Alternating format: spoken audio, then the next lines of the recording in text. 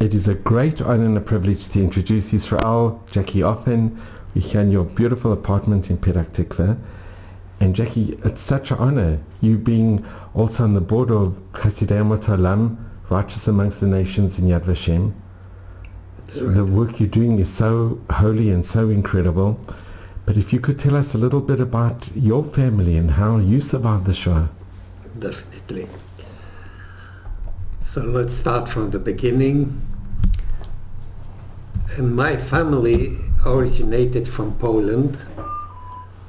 My father and my mother were both born in Poland, but when they married in 1918, they left Poland and they went to Germany, where my father opened, how do you call it? He made books.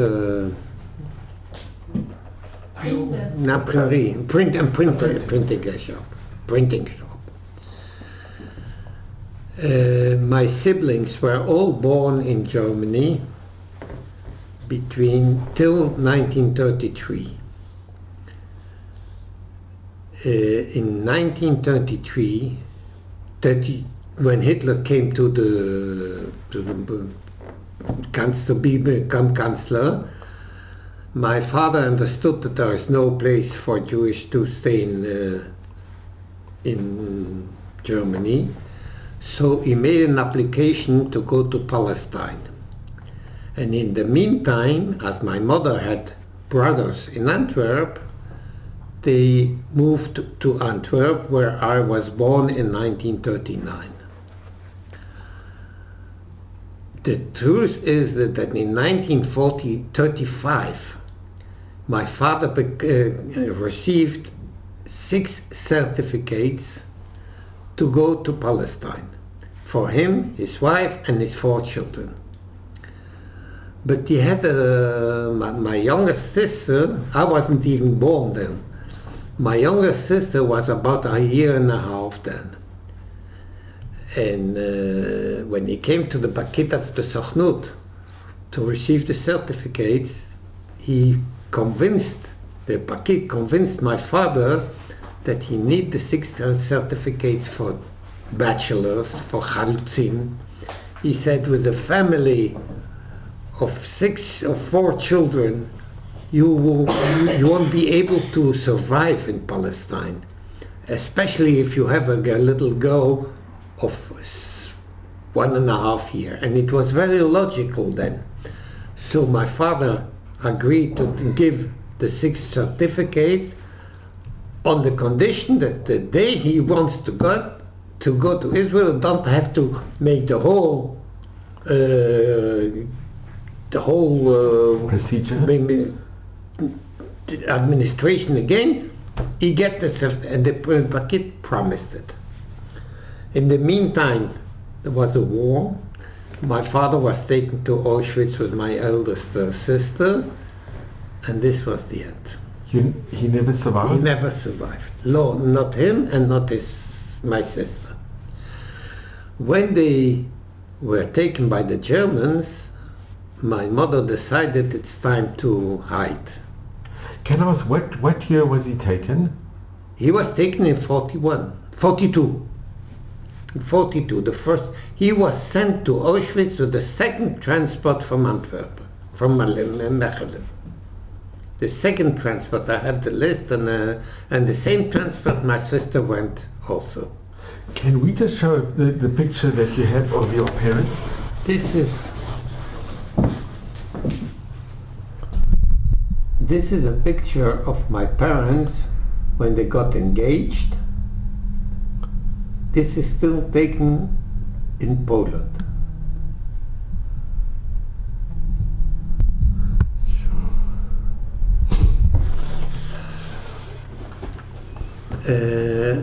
So, as I said, my mother decided that we have to go in hiding, and with the help of Belgium underground, and with the help of her brothers that were already in hiding in the French part of Belgium, we moved the whole family into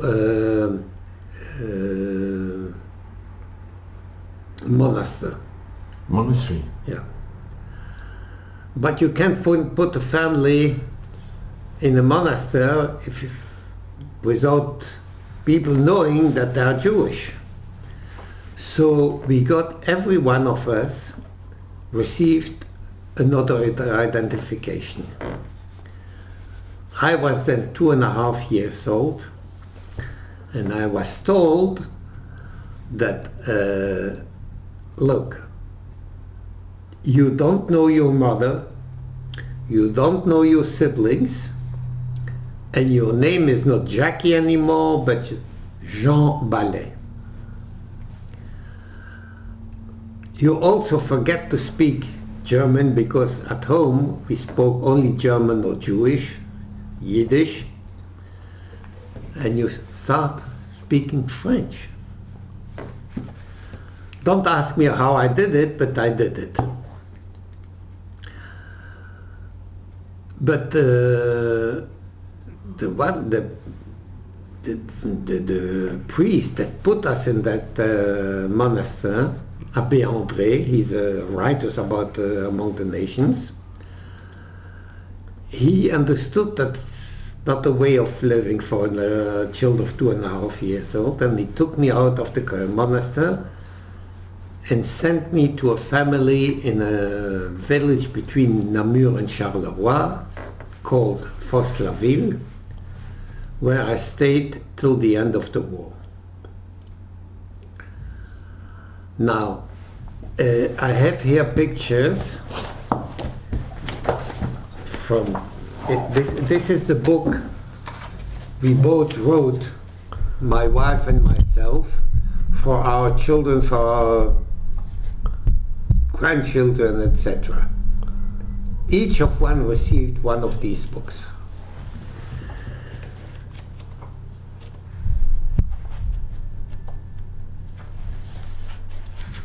This picture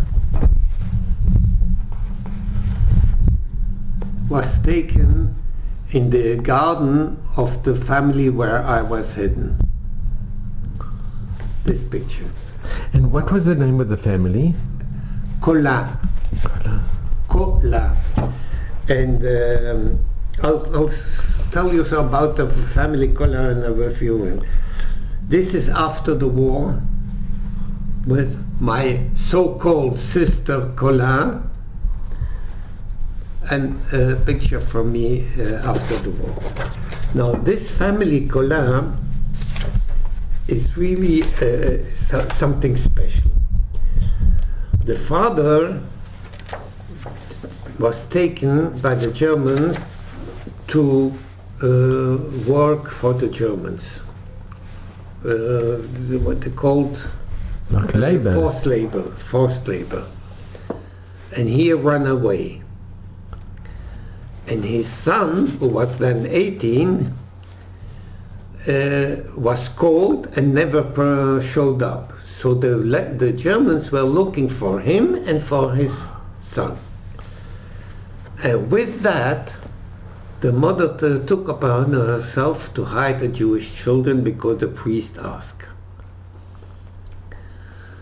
And my mother asked her after the war, tell me, you had a husband and a son to hide, and you took a Jewish child?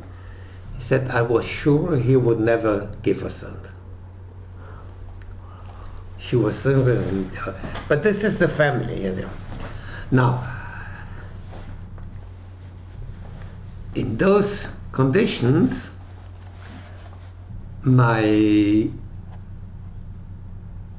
mother was very busy. My mother, I call them mother and father, but Madame Collin, she took care of the farm. It was a farm. It was they had animals and fields, etc. And she was busy with the farm and the household and everything. So her daughter, who was then 10, she was the one who took care of me. And because she was the one who took care of me by herself, she also got the title of Rightous among the Nation, which is usually not given to children. But she got it. And I was a son of the family. I felt like a son of the family. After the war, when the war was finished, someday a woman came, a woman who looked very old to me. The truth is that when I was born, my mother was 45. So after the war, she was 50, altogether. But for me, a child of 5, 6 years old, she looked old. Especially after what she went through during, was hiding, and then her husband she looked old. And I was told, this is your mother. And I said, no, this is my mother. And I didn't want to go. So the father of the family, Colin, said, let him here, I'll bring him over to you one of these days. In the meantime, what I forgot to tell you before,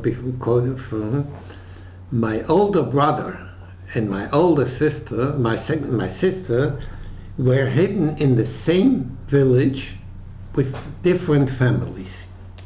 And of course, I couldn't say they were my brother, and I forgot. I mean, a child of 2 or 3 years old, after a certain time, I forgot that they were my brother and sister, but I knew them as friends of my sister Madeleine.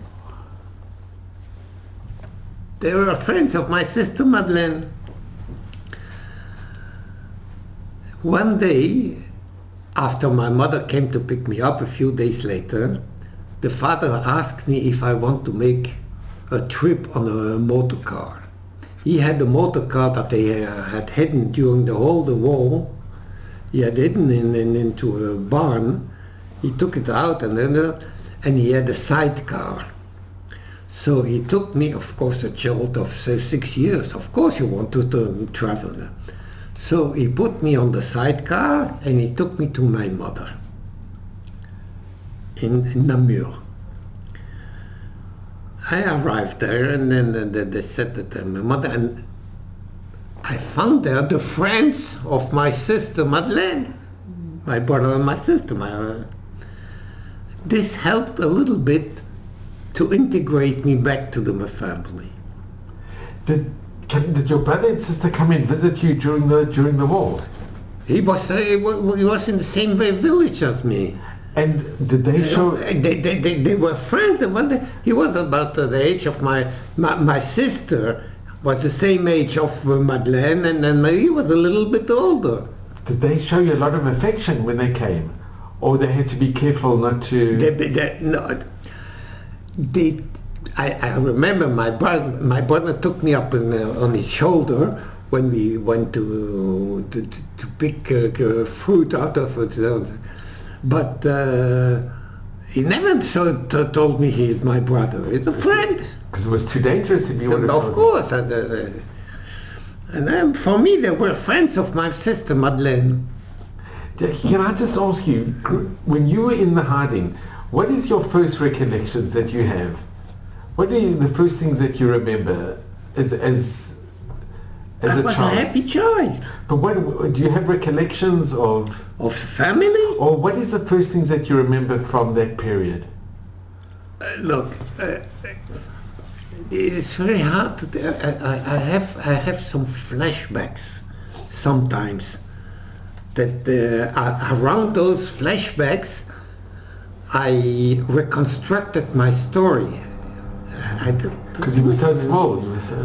I was too little to really, but around the flashbacks and the stories I was told from between the family and my brothers and sisters and my mother, I reconstructed my story. And did you have always enough food to eat, or? Definitely. They had a farm. In the farm there was no problem. Food. I never suffered from hunger or something like that. And did the Germans ever come to the farm? Definitely. The Germans came often to look for the father and the son.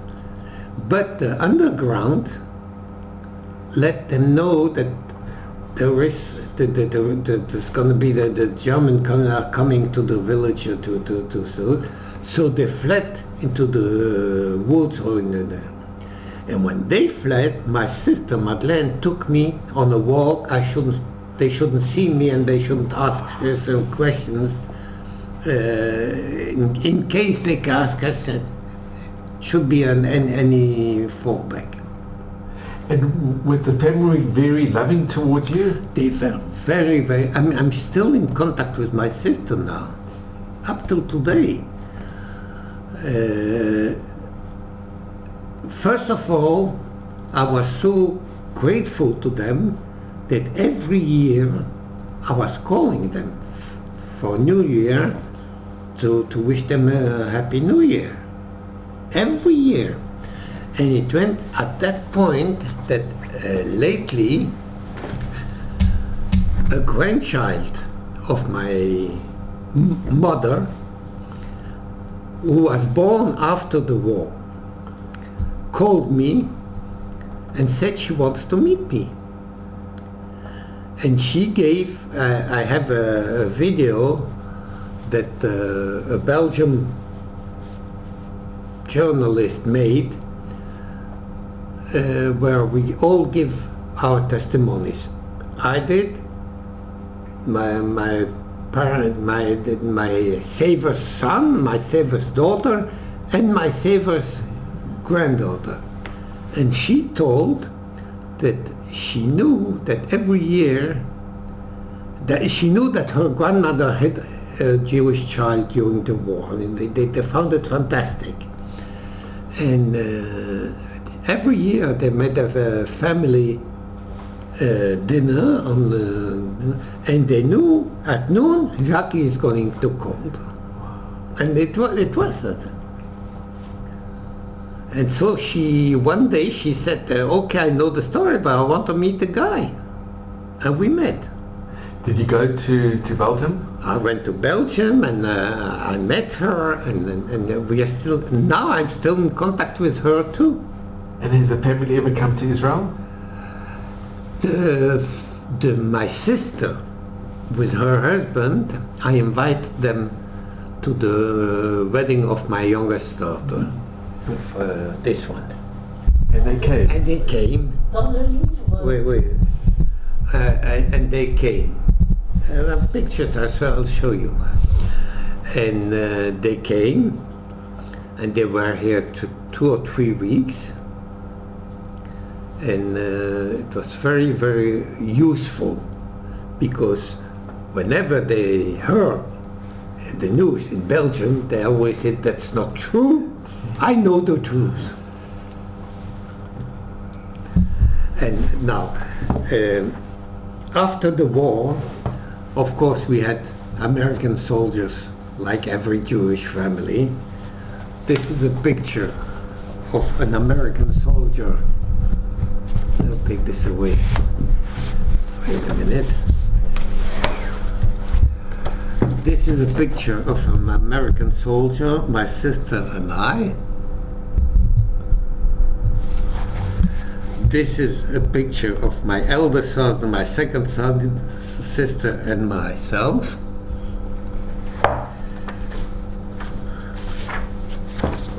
Now, I've got some more pictures. On Purim, the American soldiers in Namur, the Jewish American soldiers, the chaplain, wanted to make a Mesibat Purim. A party. A party. And he asked me, I was then 6.5 years old, and I spoke Yiddish, of course. He asked me to read the Megillah, a special Megillah that he wrote in Yiddish, to everybody. I still remember the words. And 4 American soldiers were around me, and whenever I said the word woman, they were, ooh! That's the picture where they hooed me.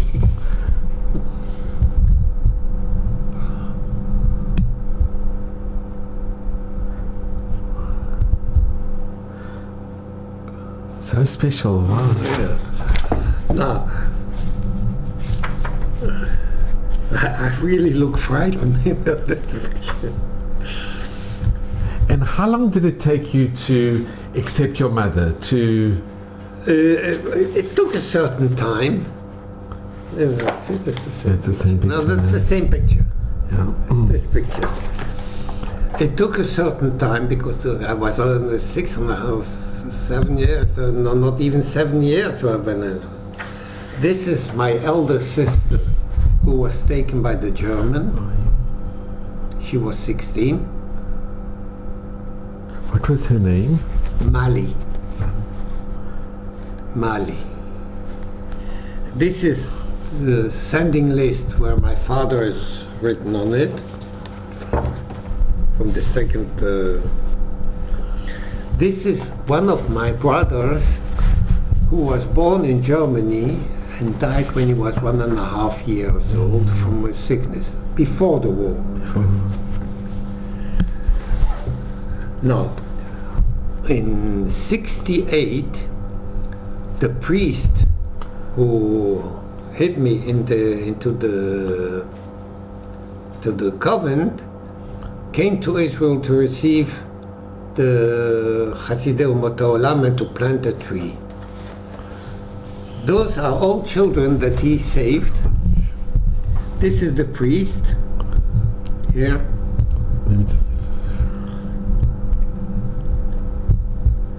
And I was talking to him here, and he came to my house, and this is a curious incident. When he came to my house, I invited some of the children that were hidden by him also, they came too. He was the only one who put a kippah because I had a kippah on. And Jacky, do you remember his name, the priest? Yes, Abbé André. It's Abbé André, definitely. No? I've got a comics. I'll show you.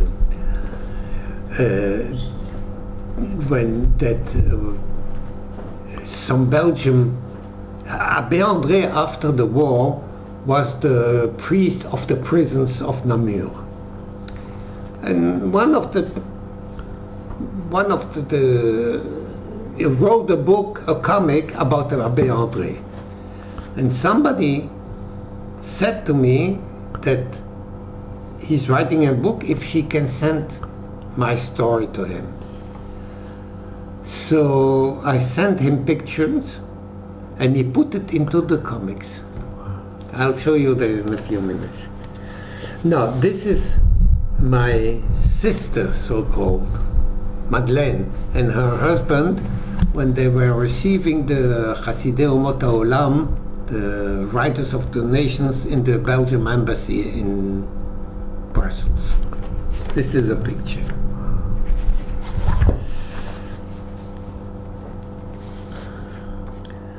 Now, for the rest,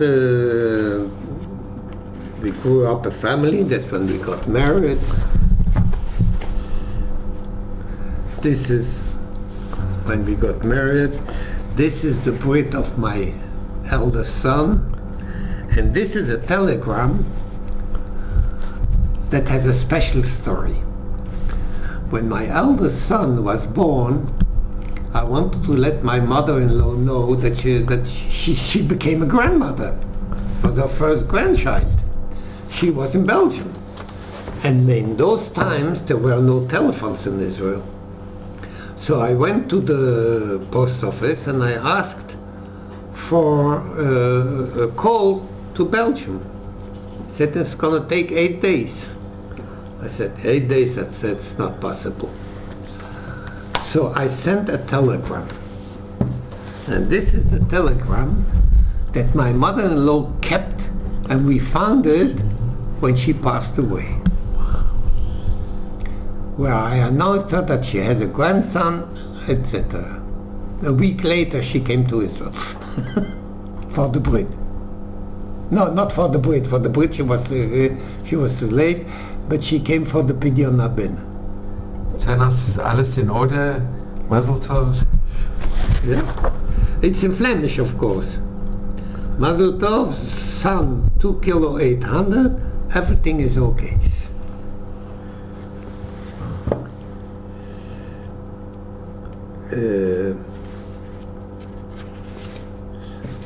Okay, then of course I met a few wars in Israel. This was at the 6 Days War when I came back. This was Yom Kippur War when my wife came to visit me 2 days before we retreated from Ismailia. I was there on the other side of the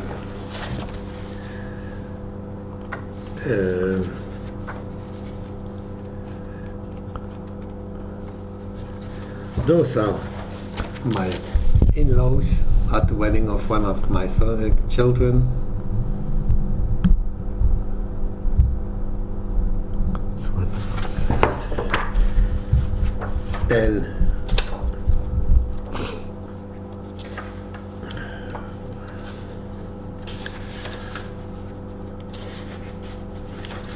well, this is another story, nothing to do with my hiding.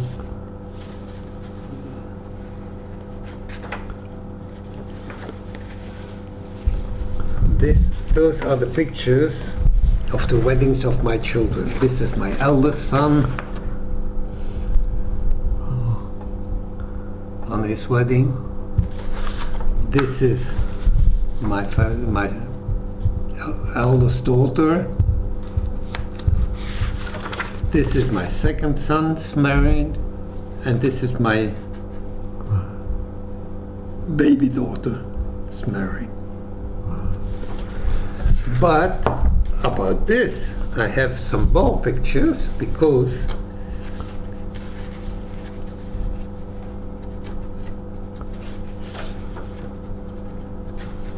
les photos de Marlène ne sont pas dedans. Me, pictures of Madeleine are not in our book. Impossible.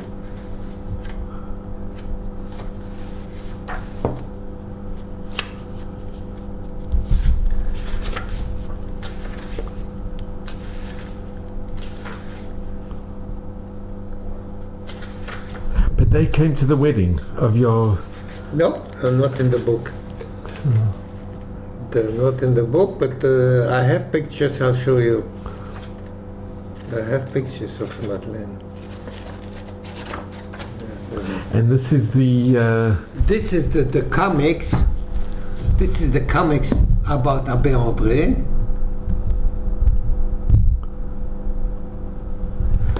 And this is the page that he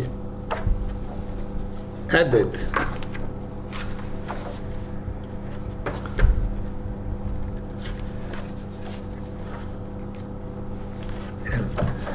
This is the page he added when he became Chassidim Olam, Writers About the Nations.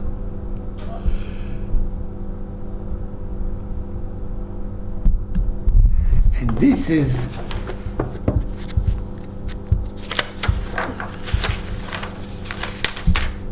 and those are the pictures I sent him, according to which he made the drawings. I think it's planting the tree at Yad Vashem. Yeah.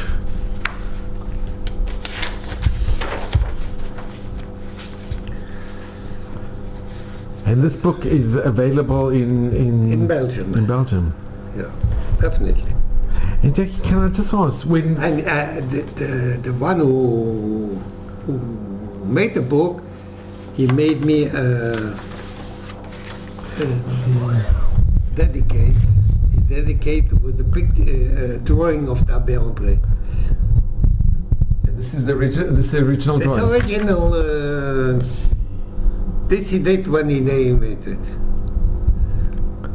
so special. Wow.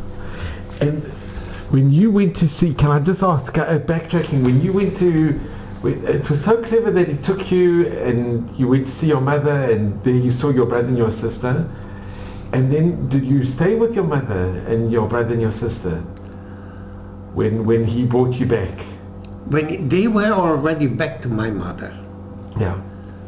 And they persuaded me that she's my real mother, and they are my siblings. And how did you react when you found out that they actually are siblings? The truth is, I don't remember.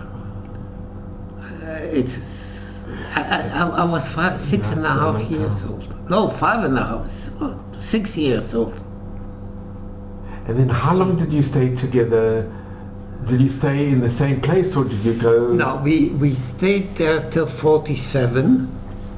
In 47 we moved back to Antwerp. And then, first of all, my elder sister got married. My brother went to Israel with the Exodus. With the Exodus? Exodus. Was he on the Exodus? He was on the Exodus. And it was still under mandate Palestine, and it was illegal. Palestinian, yes, that's right. And when, can I ask, Jackie, when did you find out that your father and your sister weren't coming back, that they were murdered? Look, I was first of all, you must understand, I was a kid of 6 years old. The mother who was 51. She was always running to find out if there are possibilities that my father is still alive or not. Till 1946 or 47, she got an official letter from the Beit Mishpat, from the court, that probably he's not alive again, and that she's a widow. And I always grew up with I remember I was always looking in the streets, maybe I can find my father. I'll tell you the truth, I still do. I grew up without father. I was 2 years old when he was taken. And the truth is that actually, thanks to the family Colin, I didn't feel as a survivor. I had a happy, I thought I had a happy youth. When I was about 50, one of my friends who was a director of his school asked me to speak in his school about the Holocaust. I said, I have nothing to tell. I was a happy child during the war. I was hidden on, that's right, but he said, look, I'm lost. All my camp mates, those who were in camps, your stories tell. Says, I can talk maybe a half an hour. With the questions, let's put it 3/4 of an hour, but that's all. I've got no story. He said, that's enough, that's a lesson, that's enough. I couldn't say no, so I took a piece of paper, this size of the size of a visit card, and I wrote 3 phrases. Before the war, during the war, after the war. Said, talking about 10 minutes of each phrase, I may be capable.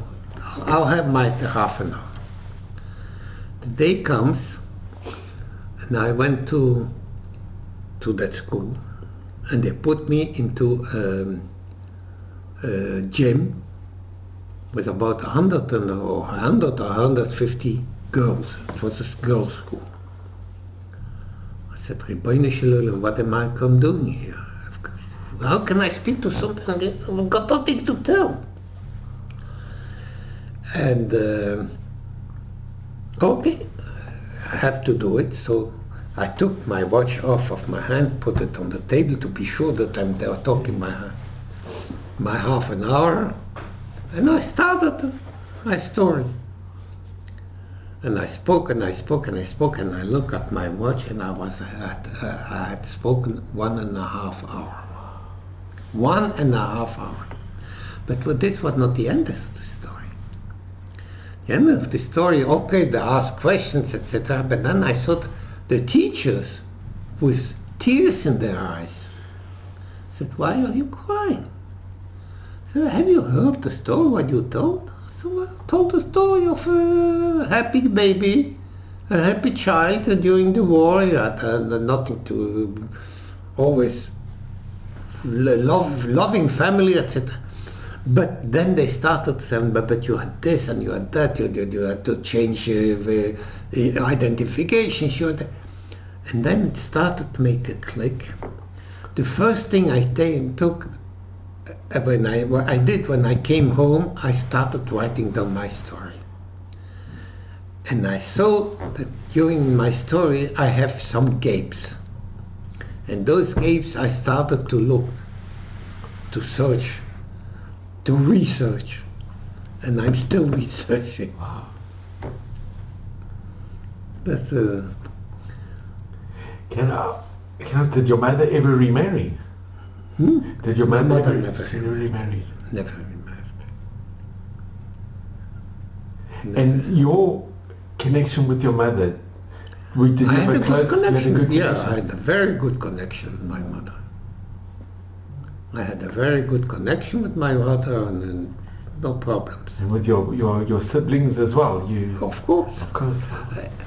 The problem is, especially with my siblings, that There was a were big far age. away. There was a big. They were far away. My sister lived in the United States. My brother lived in Israel then. I was only with my second sister and my mother as child.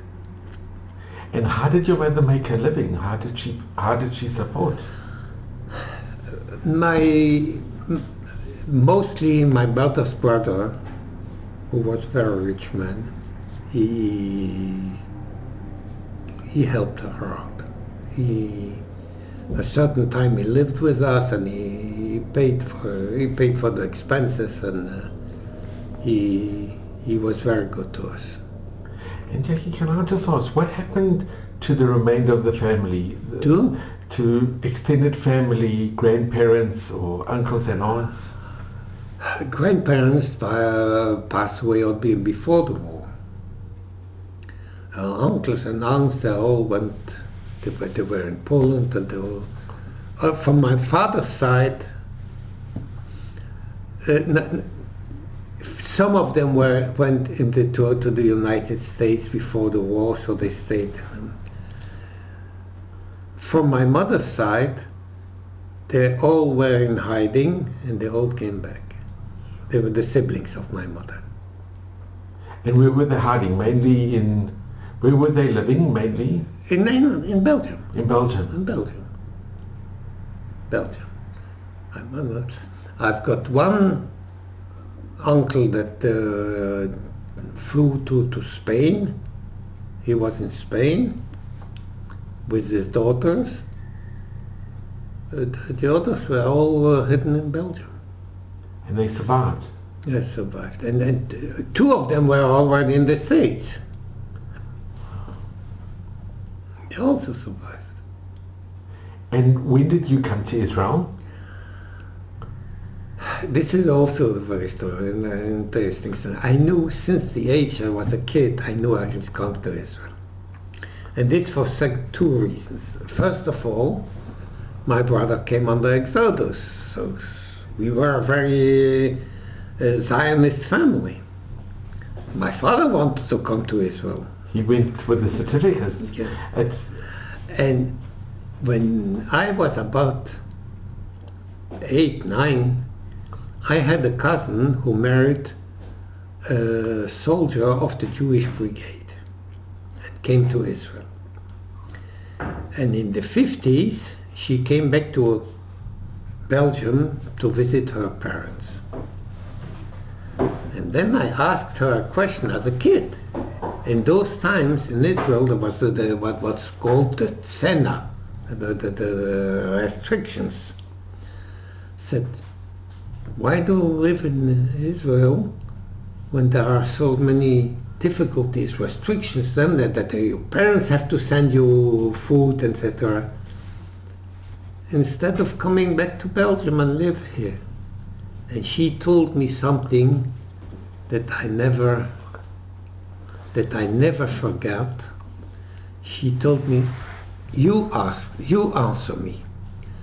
Where is it better? With your own mother, where you don't have everything, or with strangers where you have everything? And you tell that to a child who 3 years before went out of hiding.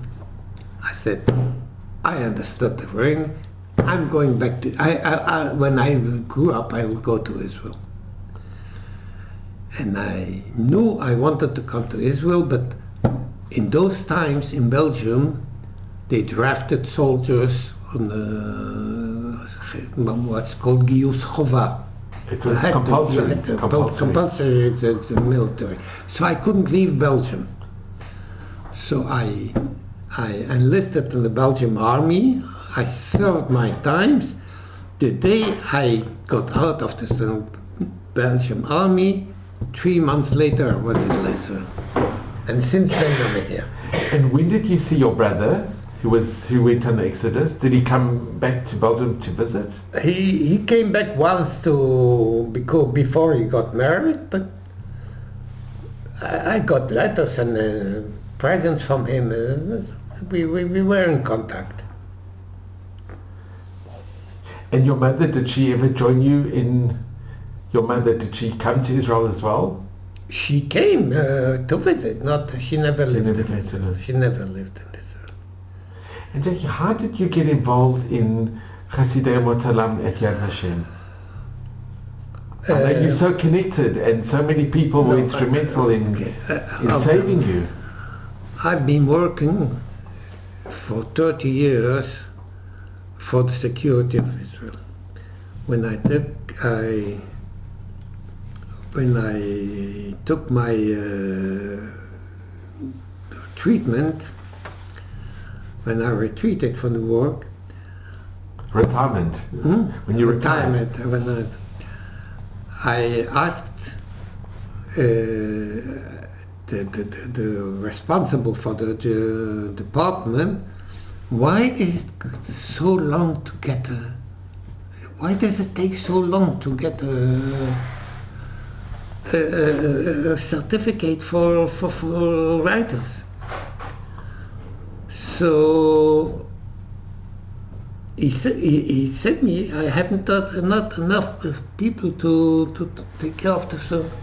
So I told him as a joke, take me, and he took me. And how long have you been working? Well, about 15 years already. 15 years. I've got about 170 cases.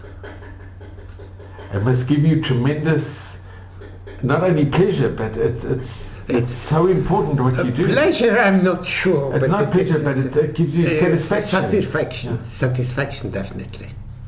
Definitely. It's important. It's vital. It's important to recognize those people who.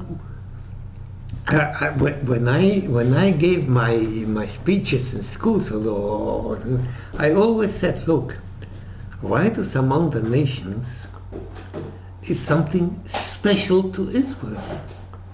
I said, where do you find a nation in the world that 6 million of his people were killed, and they don't look for revenge, but they look for people who helped and give them rewards. It's so true. It's so true. And this is Yad Vashem. And this is Medinat Israel. And Jacky, as I asked your wife, what would you do if the situation was? Because you were helped, and they put their lives on the line, and not only their lives, they endangered their families. That's a question that I very difficult. Often thought about it, and we discussed it together. And the truth is, I have no answer. I have no answer. It's so difficult. I don't know. I really don't know. I know that I once spoke in a school for difficult students. This was a school where a friend of mine was a volunteer as a teacher, and he asked me to speak to them. And he told me before, said, look, those are children who were thrown out from all the schools. This is the last school that tries to.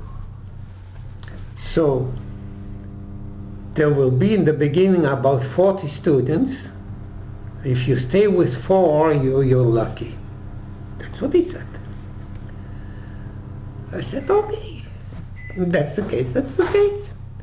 I went to speak there. And the truth is that they all stayed except for 4. They all stayed. And they asked questions. And one of the questions was that I never heard before. What do you expect us to learn from this? And I was taken aback because it's coming from them. And I thought I have to answer that. So I said to him, look, those people, those Hasidei Umot Haolam, they had people because they were human. A man is made in God's shape. A man is a man whoever he is. If he's black, if he's white, if he's yellow, if he's Jewish, if he's Christian, if he's Hindu, whatever he is, he's first a man in the form, in the shape of God. Only for that you have to respect him. It's a beautiful answer. And the responsible for those kids came to me afterwards and said, well, you know what? This was the only answer they could understand. So, I'll tell you the truth, I don't know. I suppose I would help, but I'm not sure. You're never sure. Because there are so many in stake. You endanger yourself, you endanger your family, you endanger the people themselves who you want to help. You don't know. Is it worth it or not? You don't know. You know, it's a question that when we speak, like Miri said before, there is a difference between Western Europe and Eastern Europe. It's not the same. But this we know today. In those days, you never knew what could happen. You never knew. Even in West Europe, you didn't know if they would kill you or not. So true. Now you know that it's not the same thing. But in those days, you didn't know. So they were really endangering themselves and their families. And therefore, they're served righteous among the nations. Jacky, can I ask you a very difficult, I don't know if you know, but when your father and your sister were deported, was it with the help of the Belgian police or the No. They were, that was in the very beginning of the deportations. In those times, the German had another strategy. They said, we are asking people to volunteer for work. We promise that the families will be safe.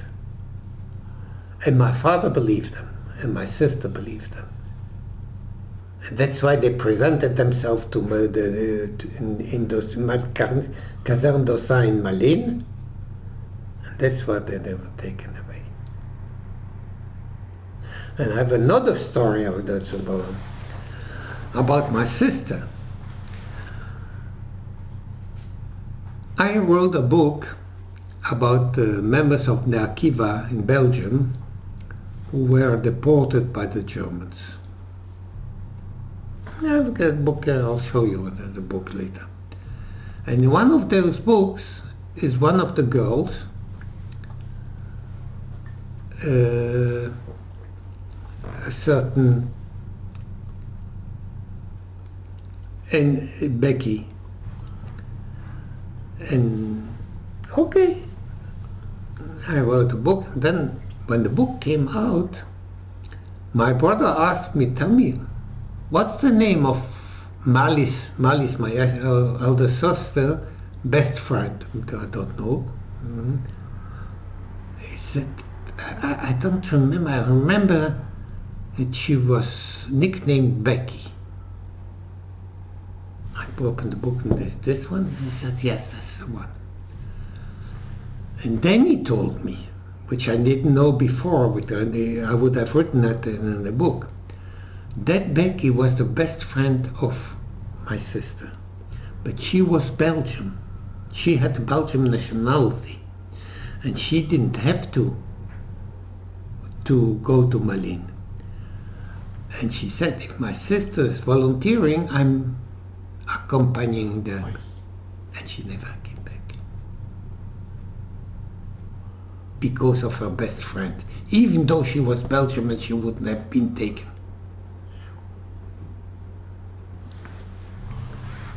Guy Weiss. Wow. And Jacky, if I can just ask you, that's incredible. It's really incredible. It's incredible stories. It's unbelievable. Incredible stories. When you grew up, did you discuss what the Shoah, or did you discuss this with your mother and with your siblings? My mother, no. With my siblings, sometimes very, very, very lightly. I'll tell you, up till I was 50, I didn't feel like a survivor. I was a happy cat. It's only because of those. But you kept the connection with the family that saved. Since then, I have definitely found out that I am a survivor, because a lot of things psychologically I find it difficult to understand. And did you discuss with your children? Were you open with your children? Definitely. And did you ever go back to Poland, or did you ever go to Poland? I'm against all those visits to Poland, but this I have to tell. I worked for the security in Israel, and I'm still in a group of retirement, and the head of the group called me once and said, we are organizing a group to Poland for March of the Living. For the March of Living. I said, look, I am against Poland, I'm not going to Poland, and they won't have for me anything. So he said to me, but it's for one day. What do you mean for one day? The Nasi Hamdina, The president president of the country. of Rivlin, is going to the March of Living. We are leaving in the evening. We are coming back the next evening. We are arriving in Poland in the morning. We're going to Auschwitz. We're living with the march, and then we come back. I said, in that case, I'm going. And I took her. I asked for her to do, and we went together. As a member of the Mishlachat Israel accompanying the president. It's a big honor. It is, But this was the only way for me to go to Auschwitz. but when you went there, knowing what had happened to your father, it must have been It was so emotional. It must have been. It was very emotional. It was, first of all, when we were marching, the whole of Auschwitz, it's not really not my kind of. But when we made the march, along the march of 3.5 kilometers, along the march was Polish soldiers with arms for the security of the Israeli president and the Polish president, etc. And when we were marching, I said, I've got a feeling they're standing there not to let us run away. And then I took out a picture that I took with all my family, and the names of all those who passed away in Auschwitz, from her family, from my family. She had the list of the names, and I went to and that's the way we marched the whole way, with that picture. This gave me the strength. This gave me the strength to. But that was the only way for me to go to Poland. And have you allowed your children to go, your grandchildren? My children never went. One of my grandchildren went, not because I wanted her to go, because my father-in-law, he insisted that she goes. And she went, and she was very disappointed. Because of, it didn't give her what she expected to. That's why I'm against those. But you know, when we look at the picture here that you have of you and your family, this is the nakama. This is the revenge. No, it's not my nakama. It's my nechama. It's your. So if you Not a nakama. It's my nechama. It's your comfort. It's your. Wow. Yeah. I just want to thank you because I am so grateful, and your message is so, what you gave those children, it was such an incredible, and you gave it at the spur of the moment. You had to think there and then. I'm trying to. So Jacky, I am so grateful to you, really, and to your wife, and you should just have mazel and bracha. Thank you. It's been the biggest honor and privilege to be here. It's an honor for me to be. I so appreciate it, and you must continue in it's holy work what you're doing for Chasidei Mutalam. It's the most the most amazing thing that you're doing. So you should just have nachas and mazel and bracha at maybe stream till 120, just in good health. And thank you so much. Apporte un livre de Bnei, le livre du Bnei. Jacky, thank you very, very much. You're welcome. This is Madeleine and her husband. When they came to the wedding of my daughter, and this is a picture of the family where they belong to the family. They're part of the family. They're part of the family.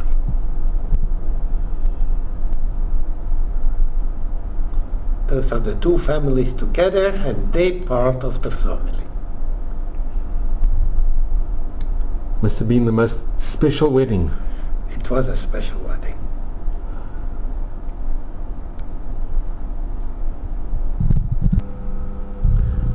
So this is the book that you wrote, the story of a memorial. That's B'nai Akiva. right. In Hebrew and in English. And inside the book This is the Hebrew side. And this is the story of my sister.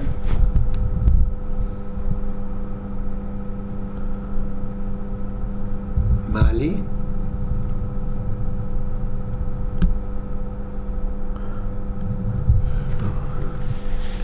And I'll show you a photo of Becky.